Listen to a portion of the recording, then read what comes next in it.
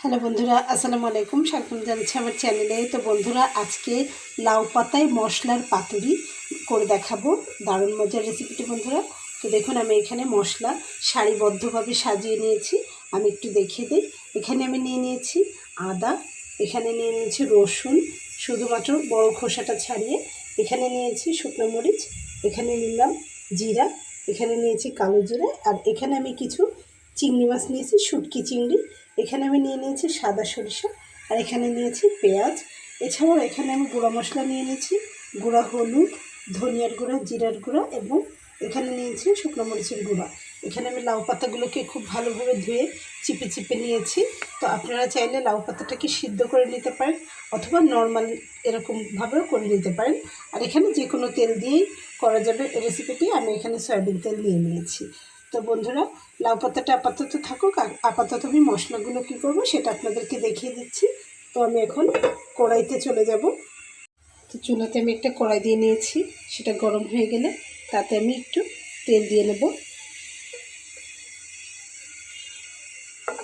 তেলটা দিয়ে ছড়িয়ে নেব। তো তেলটা গরম হয়ে গেলে তাতে আমি প্রথমেই শুটকি মাছগুলো দিয়ে নেব।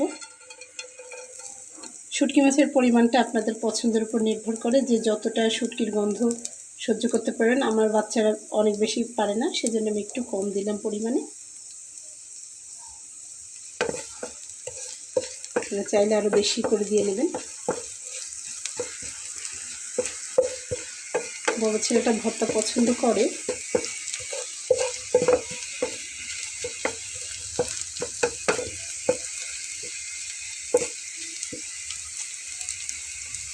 শুটকি মাছটা এভাবে ভাজা হতে থাকবে, সেই সঙ্গে আমি শুকনো মরিচটা দিয়ে নেব।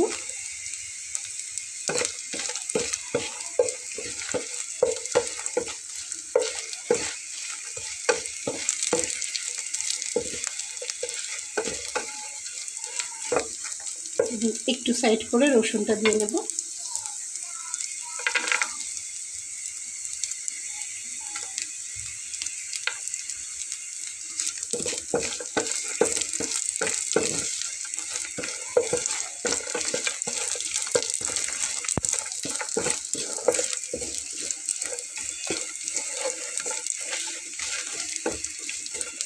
এরপরে আমি পেঁয়াজগুলো দিয়ে নেব।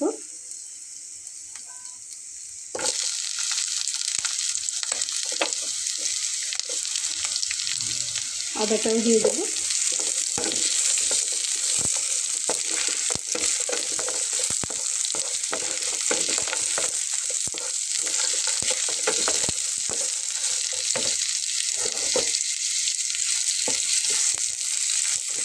খুব ভালোভাবে ভেজে নিতে হবে। তো বন্ধুরা, খুব ভালোভাবে একটু ভেজে নিয়েছি। এখন আমি এর ভেতরে গোটা জিরা দিয়ে নেব।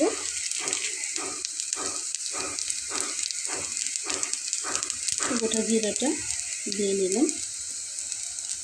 তারপরে আমি কালো জিরাটা দিয়ে নেব।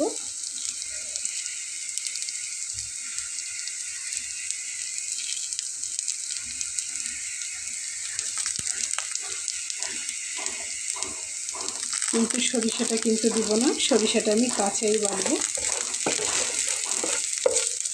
এর সঙ্গে একবারে মিলায় কাঁচা বেটে নেব সরিষা। চুলা গাছটাকে আমি কমিয়ে রেখেছি, চেষ্টা করে ভেজে নিচ্ছি। সরিষার দানাটা কিন্তু রয়েছে, এটাকে আমি ওর সঙ্গে কাঁচাই বেটে নেব। এই মশলাগুলোর ভিতরে এখন আমি অল্প একটু পানি দিয়ে গুলে নেব। খুব বেশি পানি কিন্তু দেওয়া যাবে না, পানি পানি করা যাবে না। এটা জাস্ট বাটা মশলার মতো। আমি এটাকে একটু পানি দিয়ে মাখিয়ে রাখবো।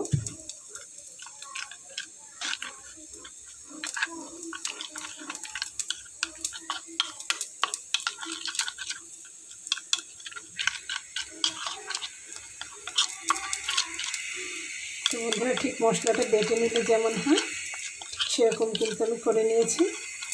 তো আরও একটু শক্ত হয়ে যাবে মশলাটা এভাবে ভিজিয়ে রাখার পরে। পানিটা সোক করে নেবে। তো হয়ে গেল।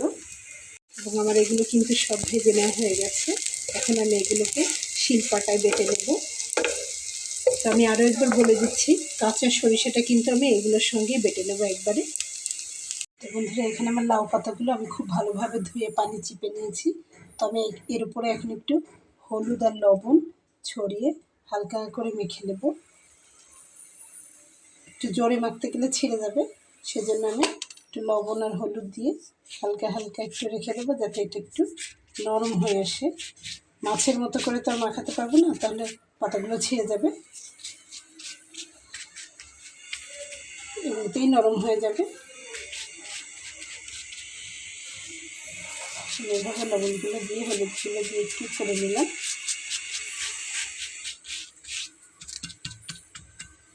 তো এটা এরকমই থাক, আর বিশেষ কিছু করার প্রয়োজন হবে না। তো বন্ধুরা, লাউ পাতাটা তৈরি করলাম, এই মশলাটা তৈরি করলাম। এখন আমার বেটে নেওয়ার পালা, বাটাবাটিটা করে নিই, সঙ্গেই থাকুন। বন্ধুরা, এখানে আমি ভর্তাটা বেটে নিয়েছি শিলপাটাতে। তো এখন আমি এই মশলাগুলো দিয়ে নেব এর ভিতরে। দেখুন,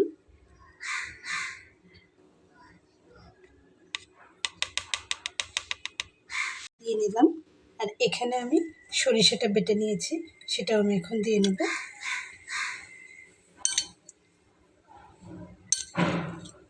তো বন্ধুরা দেখুন, আমি শুকনো করেই কিন্তু বেটেছি। তো এই যে দিয়ে নিয়েছি। তো এখন আমি এর ভিতরে দিয়ে নেব লবণ। আমি কিন্তু বরাবরই লবণ ছাড়াই কিন্তু সব কিছু করেছি, কারণ অনুমান বোঝা যাবে না একবারে। তো আমি যে লবণটা দিয়ে নিলাম। এখন আমি এখানে দিয়ে নেব 1 টেবিল চামচ পরিমাণ সরিষার তেল। বন্ধুরা, এবার আমি সবগুলোকে একসঙ্গে খুব ভালোভাবে একটু মাখিয়ে নেব। হাত দিয়ে মাখালে ভালো হয়, কিন্তু ঝাল রয়েছে, হাত জ্বলবে, সেই জন্য চামচ দিয়ে খুব ভালোভাবে মাখিয়ে নিচ্ছি।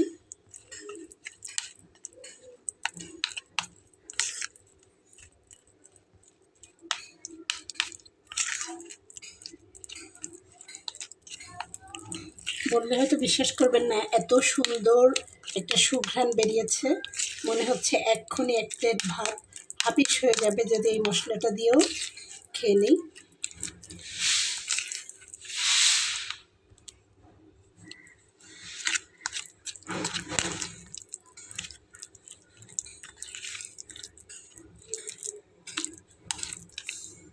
এটাকে খুব ভালোভাবে মেলাতে হবে, এই কারণেই যাতে লবণটা খুব ভালোভাবে সব ইয়েতে লেগে যায়, ব্লেন্ড হয়।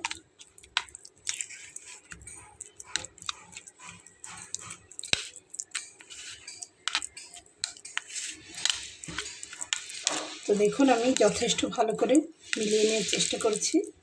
এখন এসে একটু লবণটা চেখে দেখব। দেখুন, একটু আঙুলের মাথায় নিয়ে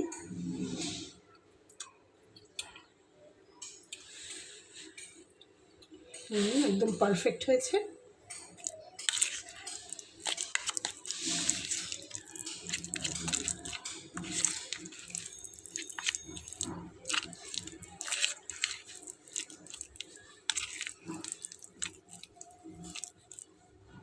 তো বন্ধুরা, এখন আমি এটার পরে একটা করে লাউ পাতা নেব। দেখুন, পাতাটা কিন্তু অলরেডি মজে গিয়েছে, নরম হয়ে গিয়েছে। তো আমি একটা করে লাউ পাতা নেব আর মশলা দেব এটার উপরে।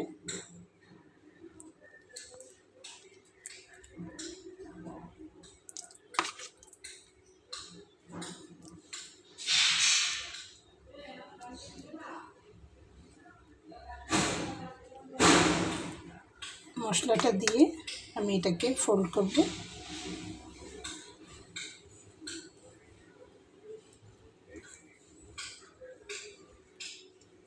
তো দেখুন, ফোল্ডটা তো যার যার ইচ্ছা মতো।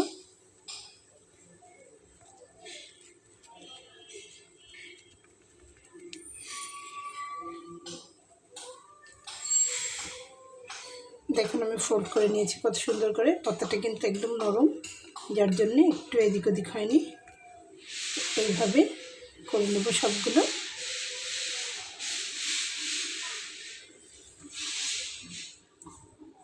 তো বন্ধুরা দেখুন, আমি করে নিয়েছি। এই যে একদম মশলা ঠেসে ঠেসে ভেতরে ভরে দিয়েছি। এখন এগুলোকে আমি ভেজে নেব।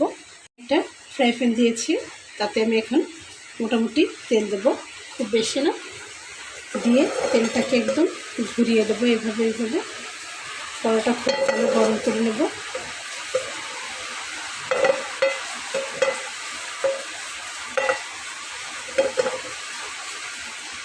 তো তেলটা গরম হয়ে গেছে, এখন আমি একটা একটা করে দিয়ে নেব। দেখুন কীভাবে কী করতেছে, এগুলোকে আমি দিয়ে নিয়েছি।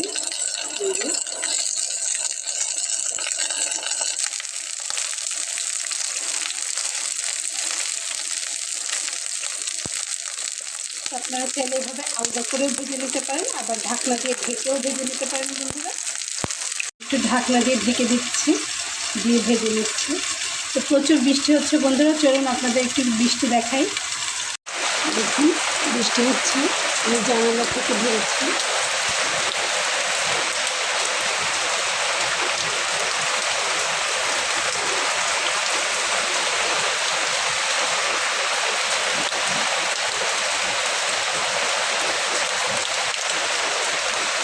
তো আমি একবার উল্টে দিয়েছি, দেখুন। তো বন্ধুরা দেখুন প্রায় হয়ে আসছে, এখন আর ছিটছে না। আমি এগুলোকে একটু উল্টে দিলাম, একদমই হয়ে গেছে। কেমন ফুলে ফুলে উঠেছে টইটুম্বুর হয়ে।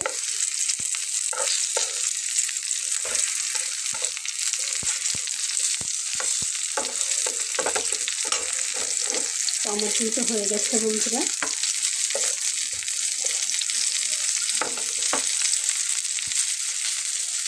তো দেখুন, তো এখন আমি চুলাটাকে বন্ধ করে দেবো, কারণ আমার এটা হয়ে গেছে। আর যে কোনো রান্না করে কিন্তু আমি আগে আমার ছেলেকে খেতে দিই। আমার ছেলের জন্য আমি গুছিয়ে নিচ্ছি।